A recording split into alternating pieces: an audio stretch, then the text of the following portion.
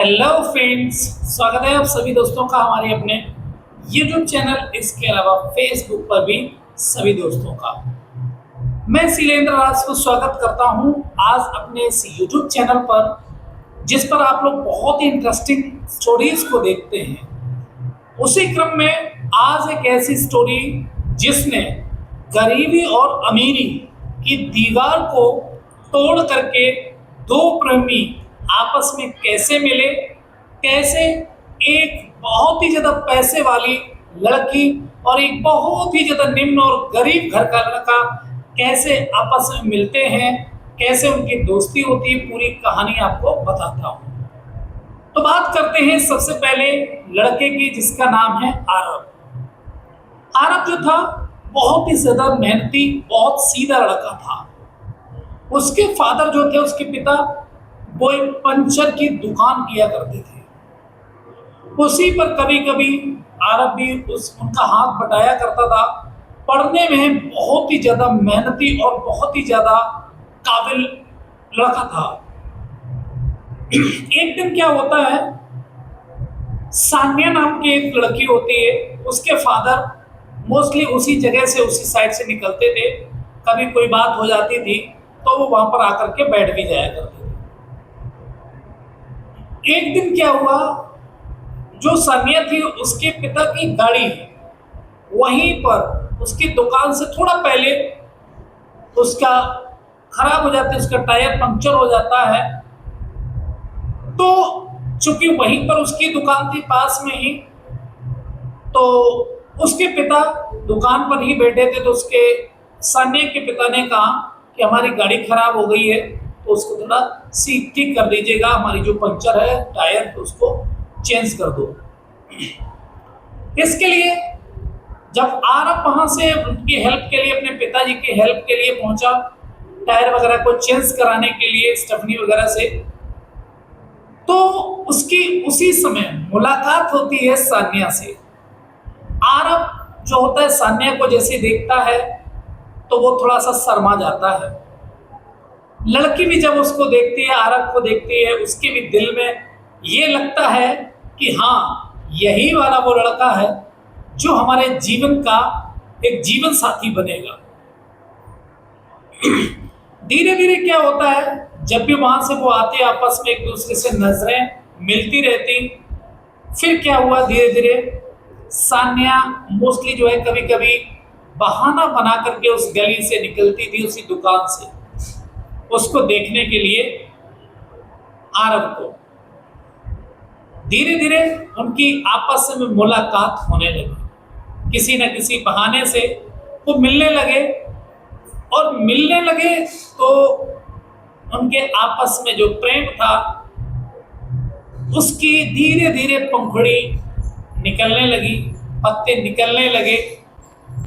और एक दिन आरब ने पूछ ही लिया कि तुम यहां क्यों आते हो, क्योंकि उसको अपनी औकात अच्छे से मालूम थी कि मैं क्या हूं और ये सानिया क्या है, उसके पिता क्या है। वो जानता था कि उसकी औकात उनके सामने कुछ नहीं है। इसलिए उसने पूछा कि तुम यहां क्यों आती हो।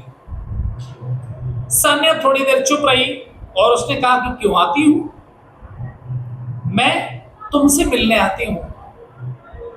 लेकिन आरब ने कहा यह अच्छी बात नहीं है, क्योंकि हमारा रास्ता अलग है और तुम्हारा रास्ता अलग है। तुम एक बहुत ज्यादा ऊंचे खानदान से हो, पैसे वाली हो, जबकि मेरे पास कुछ नहीं है इस दुकान के अलावा मेरे पिताजी की। उसने कहा कि नहीं, मुझे तो यहाँ अच्छा लगता है, जो जिंदगी यहाँ पर, खुलापन यहाँ पर अच्छी मुझे लगती है। इतनी अच्छी मुझे अपने घरों में नहीं लगती है, जहाँ पर बहुत बड़े बड़े महल हैं, बड़ी बड़ी बिल्डिंग्स हैं, वहाँ मुझे अच्छा इतना नहीं लगता है। लेकिन कुछ समय बाद उसके पिता को जब ये बात पता लगी, तो सानिया के पिता को जैसे ये पता लगी, पूरा एकदम हंगामा हो गया।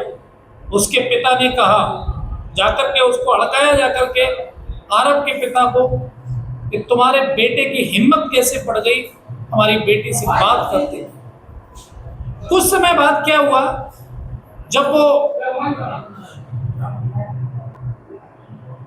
तो आरब बेचारा डर गया क्योंकि उसको अपनी औकात मालूम थी। उस सान्या से भी बाहर निकलने के लिए एकदम सख्त पाबंदी लगा दी गई कि घर से बाहर नहीं निकलना है। तो चूंकि आरब भी नहीं चाहता था कि वो उससे मिले, क्योंकि अगर वो मिलेगा उससे तो उसकी परेशानियां और बढ़ जाएंगी। कुछ समय बाद सान्या के पिता ने उसको विदेश भेज दिया पढ़ने के लिए। इधर आरब बेचारा अकेला रह गया। अब मुलाकात का भी कोई चांस नहीं था। उसने क्या किया, दृढ़ विश्वास कर लिया कि मुझे भी कुछ ना कुछ लाइफ में करना है और किसी भी तरीके से मुझे कितना भी मेहनत करनी पड़े मैं उसको करूंगा। तो आरब जो था दिन रात मेहनत में लग गया, मेहनत करता रहा। उसके बाद में उसने आईआईटी इंजीनियर किया। उसके बाद में अच्छी एक नौकरी उसको मिल गई।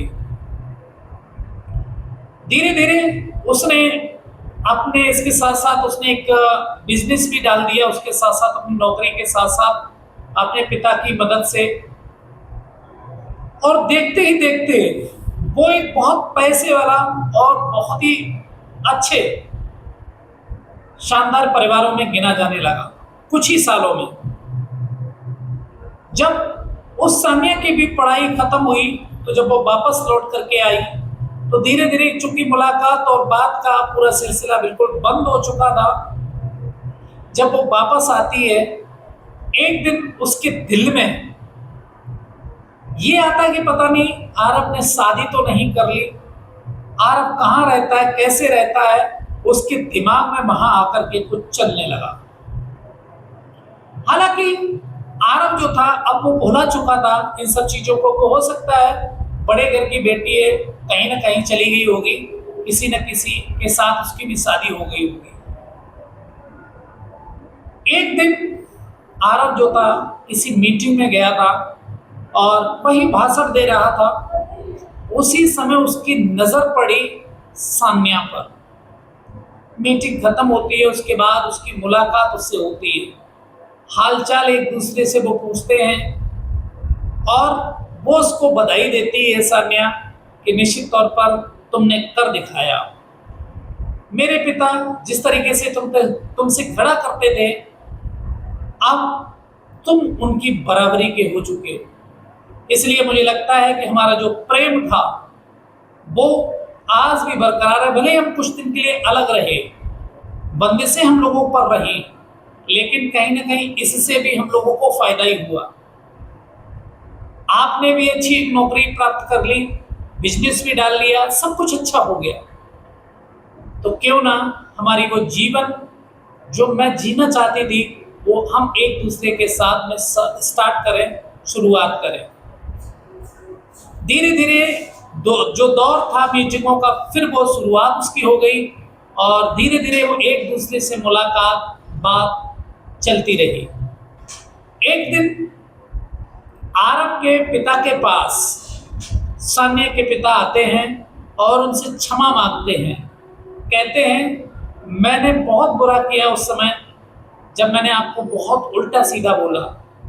चूंकि धन और पैसे के चक्कर में मैं बिल्कुल पागल हो चुका था।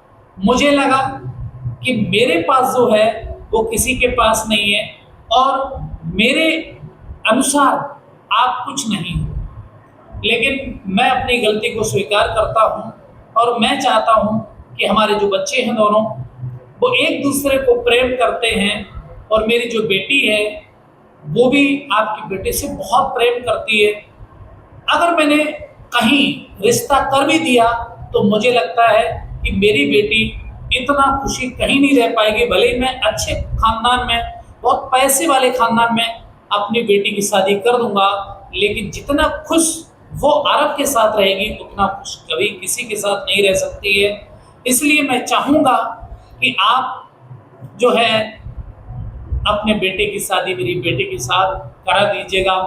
तो खुशी खुशी दोनों ही परिवार एग्री हो जाते हैं और दोनों ही जो लड़का और लड़की दोनों ही सान्या और आरव बहुत प्रसन्न मुद्रा में हो जाते हैं। उनको लगता है कि चलिए कम से कम देर ही सही, हम लोगों की जो दोस्ती है, हम लोगों का जो प्रेम है वो आज सफल हुआ। हम दो जो थे वो अब एक हो चुके हैं और इस तरीके से उनकी धूमधाम से शादी होती है। तो कैसी लगी स्टोरी निश्चित तौर पर कमेंट बॉक्स में जरूर हमें बताइएगा। फिर मिलेंगे एक नई कहानी के साथ, तब तक के लिए धन्यवाद।